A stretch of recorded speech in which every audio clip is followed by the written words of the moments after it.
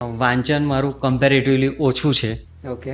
પણ મને રાઇટિંગ એટલે in general day to day લાઈફમાં મને ઓબ્ઝર્વેશન મારું પહેલેથી થોડું કદાચ વધારે મને લેટર ઓન રિયલાઇઝ થયું કે આને ઓબ્ઝર્વેશન કહેવાય, કે આજે હું પર્ટિક્યુલર ટાઈમ મારો ઇન્વેસ્ટ કરી રહ્યો છું એ મારો ઓબ્ઝર્વેશનમાં જઈ રહ્યો છે. એવું કંઈ પણ નાની નાની વસ્તુ હોય કે કોઈ એક પ્રસંગ બની રહ્યો હોય આંખો સામે કે ગમે, તો મારું ઓબ્ઝર્વેશન એનું વધારે પડતું પેલું એને એમ્પ્લિફાય કરે એવું છે કોઈ બી વસ્તુ મારા ઇમેજિનેશનને.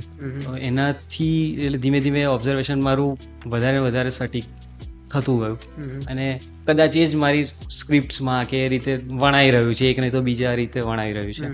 એટલે કદાચ મે બી એઝ એ તમે ક્વેશ્ચન પૂછ્યો એનો કદાચ આન્સર હોઈ શકે કે મારું ઓબ્ઝર્વેશન કોન્સ્ટન્ટ ઓન રહે છે, પ્લસ એને રિલેટ જ્યારથી આ રાઇટિંગ ચાલુ કર્યું છે ત્યારે ક્યાંક ને ક્યાંક મારું કોઈ પણ હું પ્રસંગ જોઉં, ઘટના જોઉં, તો એમાં મારે એને રિલેટેડ મારું સ્ક્રીન પ્લે ચાલુ થઈ કે કદાચ આની પછી આ બની શકે કે આના પહેલાં આ બન્યું હશે.